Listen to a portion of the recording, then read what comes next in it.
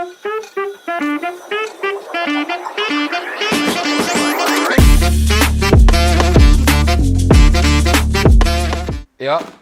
kali ini kita akan membahas fungsi air mineral secara umum ya. Dan sebelum itu kita harus memenuhi kebutuhan cairan tubuh kita.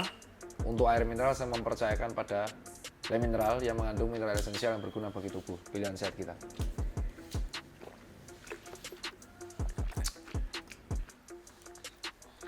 Nah, ini Le Mineral, benar? Saya menggunakan Le Mineral itu lumayan banyak. Kalian lihat dulu, pernah baca nggak sih setiap minum atau setiap makan apapun, usahakan baca AKG atau informasi nilai gizi, ING atau angka kebutuhan gizi. Kalian cek selalu supaya kalian tahu. Seperti contohnya kalian minum makanan-makanan manis, makan makanan gurih, cek informasi nilai gizi. Mas Daniel tolong di zoom dulu, dicek secara detail sekarang. Jadi kalau buat teman-teman sekalian, setelah kalian lihat, kita akan bahas beberapa zatnya. Di dalam Le Mineral, air mineral mengandung mineral esensial bagi tubuh ini kita akan bahas ada natrium, lalu ada magnesium, ada kalsium, ada kalium.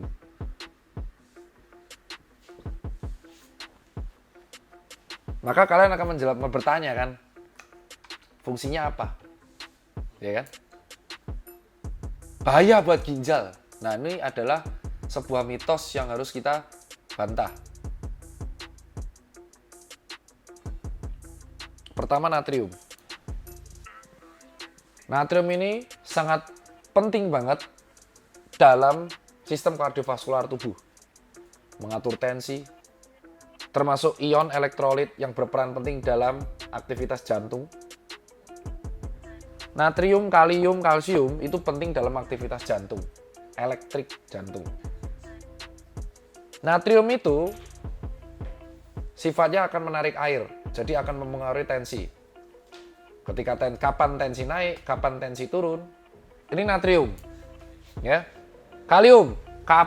Orang kalau kekurangan hipokalium itu akan menyebabkan aritmia. Bisa menyebabkan atrial fibrilasi atau ventricular fibrilasi. Bahaya. Kalsium, selain untuk tulang, dia juga berfungsi untuk jantung. Magnesium, ini tujuannya juga untuk tulang. Terus kalau kalian tidak memenuhi kebutuhan mineral ini, kalian dapat dari mana? Magnesium dari daging-dagingan. Kalsium bisa dari sayur-sayuran kayak brokoli. Natrium dari air. Kalium juga dari makanan, sayuran, vitamin, buah. Salah satunya apa? Bukan. Apa? Bukan. Buah yang mengandung kalium yang sering dimakan sebelum orang olahraga? Lemon. Pisang. Oh iya, kalium. Paham ya? Nah, bayangin kalau kalian tidak memenuhi kebutuhan mineral ini, itu akan terjadi defisiensi mineral yang berbahaya bagi aktivitas jantung, tulang, dan teman-temannya. Mereka ini nggak bisa berdiri sendiri, kayak magnesium. Itu kebutuhannya per orang tuh 300-420 mg per hari. 300 mg itu untuk cewek, 420 mg untuk cowok. Kalsium 1-1,2 gram per hari. Dan kita lihat, kalsiumnya di sini 0,79 kalau habis. Natriumnya 20 mg. Rata-rata orang tuh perlunya 1000 sampai 1050. Kaliumnya 0,83 mg. Ya kan? Kalsium 0,79 mg. Kecil memang. Tapi memang itu kan kita harus memenuhi terus. 2 liter ya, Pak? Ya. Makanya orang yang dehidrasi biasanya akan mengalami gejala defisiensi elektrolit juga. Pasti kelainan pertamanya terjadi kelainan pada jantung. Karena kalau kalian lihat, tulang-tulang ini kan sebenarnya adalah fungsi jangka panjang. Tapi fungsi short term-nya kan kalsium itu buat saraf sama jantung, natrium jantung, kalium jantung, magnesium itu juga ada aktivitas pada otot dan tulang. Bayangin kalau kalian defisiensi cairan, ini terganggu juga semuanya. Maka pada orang yang defisiensi cairan berat, dehidrasi, itu jadinya syok kritis. Maka dia harus digojok sama infus, terutama pada orang diare. Apa treatment orang diare? Oralit. Isinya tuh ion, elektrolit, mineral. Maka yang bilang mengatakan bahwa air tuh nggak penting tuh salah. Jadi kalau buat kalian di 2023 yang belum buat resolusi, yang penting kalian penuhi cairan tubuh dulu aja. Terutama pada orang yang kerja kantoran tapi tidak merasa haus. Kenapa? Kok bisa nggak merasa haus? Karena nggak keluar keringat. Iya, karena faktornya mereka nggak keluar keringat. Semakin kita keringetan, itu kita rasa hausnya tinggi banget. Karena respon dari tubuh untuk butuh cairan. Tapi pada orang kantoran, dia tuh ngeluarinnya lewat apa? Pipis sama penguapan. Keringatnya jarang. Dan yang nomor 2, dia menahan cairan. Jadi kering bibirnya. Matanya juga kering. Maka orang yang kena AC terus-menerus, itu kalau nggak matanya kering, bibirnya kering. Dan dia jarang minum. Makanya orang-orang yang kantoran rata-rata kena penyakitnya di bagian ginjal dan jantung. Maka untuk mencegah hal ini terjadi, buat orang-orang yang kerja kantoran, terutama di kota besar, yang sudah WFO semua, penuhin kebutuhan cairan kalian. Nah, pengecualian jika kalian ada kelainan pada jantung,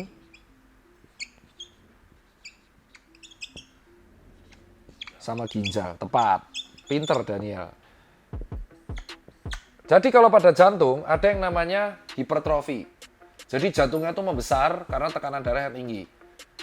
Nah, biasanya malah orang-orang dengan penyakit jantung yang besar dan bengkak, kita nyebutnya gagal jantung kiri, itu malah dia harus membatasi minum. Malah dia dikasih obat-obat diuretik, terutama hipertensi yang di atas 180. Jadi, darahnya dikeluarin lewat pipis. Paham ya? Nah, itu malah. Dan kedua, pada orang gangguan ginjal, gagal ginjal terutama. Gagal ginjal, dia tuh nggak bisa membentuk urin, sehingga racunnya masuk ke dalam tubuh. Dia harus mengalami namanya hemodialisis. Intake cairannya harus konsul dengan dokter ginjal, spesialis penyakit dalam sub bagian ginjal ada, subspesialis. Jadi pada orang dengan fisiologi normal, itu rata-rata adalah 30 mili kali BB. Dengan catatan suhu ruangannya normal, yaitu 26 sampai 27. Ya. Kalau semakin dingin berarti kebutuhan cairannya semakin berkurang, semakin panas semakin bertambah.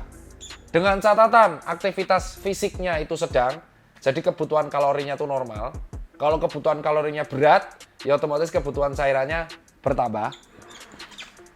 Humidity, semakin humidity-nya tinggi, semakin tropis, maka kebutuhan cairannya juga bertambah.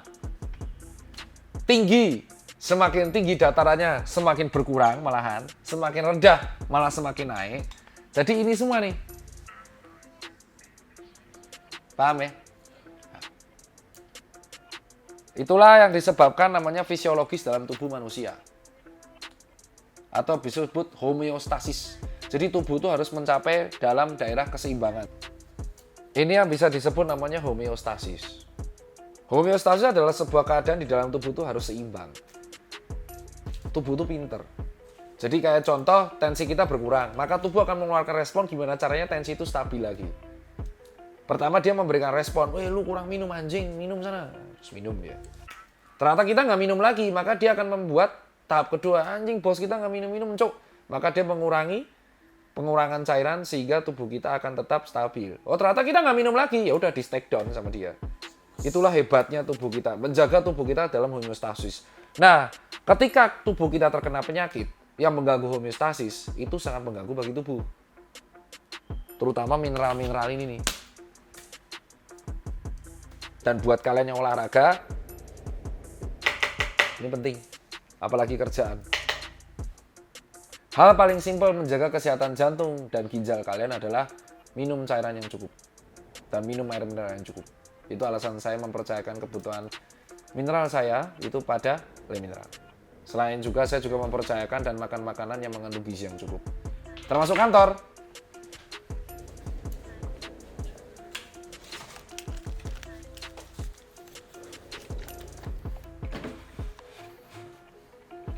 Steril, bersih, kantor pakai ini semua. Yang penting jangan buang sampah sembarangan agar daur ulangnya bagus. Ada tulisannya, recycle. Dapat didaur ulang. Jangan dibuang neng sungai. Itu aja kalau dari saya. Lebih kurang saya minta maaf. Pilihan sehat kita, Le Mineral, karena mengandung elemen esensial bagi tubuh kita.